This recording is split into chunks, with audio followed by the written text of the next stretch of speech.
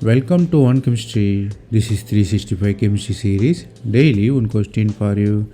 Here cyclohexane is there. You have tributyl group, bromine and acid. All are synced to each other. You are reacting with tertiary butoxide. You have to find the final product. Here the problem is in the plain side. So you have to convert the cyclohexane into the chair form. So the chair form stability is higher among the any cyclohexane system. Chair comes first, then the twisted board, then board and half chair. So we read out to the chair form. We should maintain the relationship bromine, acid and tertiary butyl group in the syn position. Then we are using the base subtract the proton. You have bromine elimination. Here the E2 elimination is the important concept because it requires antiperiplanar position.